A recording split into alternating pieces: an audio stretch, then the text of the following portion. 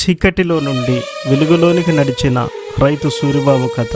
ఒక చిన్న గ్రామంలో సూరిబాబు స్వర్ణలతల కుటుంబం ఉండేది. పల్లెటూరులో ఒక చిన్న ఇంటి దగ్గర భార్యాభర్తలు 2 పిల్లలు కలిసి జీవిస్తూ ఉండేవారు. అలా వారి జీవితం ఆనందమయంలో ఉండగా పంటలు సరిగా పండక సూరిబాబు కష్టాల్లో పడిపోతాడు. అప్పుల బాధతో దిగులుగా కుటుంబమంతా కలిసి కూర్చొని ఉంటారు. భార్య స్వర్ణలత ధైర్యంగా మాట్లాడుతుంది. ఆమె భర్తకు ధైర్యం చెబుతుంది. నువ్వేం దిగులు పడకు, దేవుడు మనకు సహాయం చేస్తాడని ముఖంలో భరోసా కలిగించే హావభావాలు, ధైర్యం, విశ్వాసం, ప్రేమతో భర్తతో మాట్లాడుతూ ఉంది. అప్పుడు సూరిబాబుకి స్వర్ణలత చెప్పినటువంటి మాటలు జ్ఞాపకం తెచ్చుకొని దేవుడే దిక్కని యేసుక్రీస్తుకి కుటుంబమంతా కలిసి ప్రార్థన చేస్తూ ఉంటారు. పిల్లలు ఆకలితో బాధపడుతూ ఉన్నారు. చిన్నపిల్లల ఆహారం కోసం ఎదురు చూస్తూ ఉన్నారు. తల్లిదండ్రులు వారిని చూసి దిగులుగా ఉన్నారు. యేసుక్రీస్తుకి కుటుంబమంతా కలిసి ప్రార్థన చేస్తూ ఉంటారు. దేవుని దగ్గర మొరపెడుతున్న సూరిబాబు స్వర్ణలతల కుటుంబాన్ని, వారి ఆశను చూసిన దేవుడు ఈ విధంగా సహాయం చేస్తాడు. యేసుక్రీస్తు కళ ద్వారా సూరిబాబుతో మాట్లాడుతూ ఉన్నాడు. కళలో ఒక గొప్ప వెలుగులో నుండి యేసు సూరిబాబుతో మాట్లాడుతూ ఉన్నాడు. ఏమనంటే మత్తయి సువార్త 11:28 ద్వారా దేవుడు సూరిబాబుతో మాట్లాడుతూ ఉన్నాడు.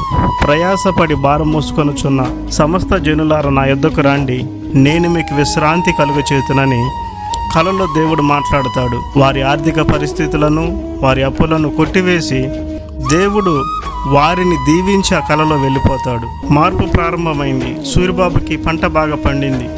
తాను వేసిన పంట అద్భుతంగా పండింది. సూరిబాబు స్వర్ణలతలు సంతోషంగా ఉన్నారు. వారి జీవితంలో కొత్త ఆశ, కొత్త మార్గం ప్రారంభమైంది. పిల్లలు నవ్వుతూ ఉన్నారు. కుటుంబమంతా కలిసి భోజనం చేస్తూ ఉంది. యోహాను సువార్త 8:12 వాక్యం ఇలా చెబుతూ ఉంది. యేసు, నేను లోకమునకు వెలుగును, నన్ను వెంబడించువాడు చీకటిలో నడవక జీవపు వెలుగును కలిగి ఉండునని వారితో చెప్పాను.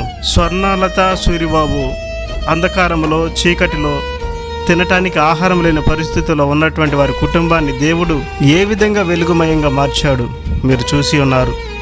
వారి జీవితాన్ని, వారి కుటుంబాన్ని మార్చిన నా యేసయ్య మీ కుటుంబాన్ని, మీ జీవితానికి కూడా ఎందుకు మార్చడో ఒక్కసారి యేసయ్యకు ప్రార్థించి చూడండి. సూరిబాబు కుటుంబం దేవునికి కృతజ్ఞతలు తెలియచేశారు. వారి కుటుంబంగా కలిసి ప్రార్థన చేస్తూ ఉన్నారు. సంతోషంగా కొత్త దుస్తుల్లో యేసయ్యను కృతజ్ఞతాస్తుతులు చెల్లించారు. ఇతరులకు వెలుగునిచ్చే కుటుంబంగా సూరిబాబు కుటుంబం మారిపోయింది. వీధిలో ఇతరులకు సహాయం చేస్తూ కనిపిస్తూ ఉన్నారు. సేవాభావం, మారిన జీవితం, వెలుగైన కుటుంబంగా ఆ కుటుంబం ఎంతో సంతోషంగా ముందుకు వెళుతూ ఉంది. ఇంత గొప్ప కార్యం చేసిన యేసయ్యకు వారి జీవితాంతం రుణపడి ఉన్నారు. మీరు కూడా ప్రతిరోజు కుటుంబ ప్రార్థన చేస్తూ యేసయ్యకు మొరపెడుతూ ఉన్నట్లయితే దేవుడు మీ దుఃఖ దినములను సమాప్తం చేసి నూతనమైన కార్యముగా చేయగలిగిన సమర్థుడు గనుక ఇక మీ జీవితాలను ప్రభువుకు సమర్పించుకోండి. అప్పుడు దేవుడు అప్పులన్నీ కాడి నుండి దేవుడు మిమ్మల్ని తప్పించి ఆ సంతోషకరమైన కుటుంబం వలె మిమ్మల్ని కూడా మార్చునుగాక. ఆమేన్.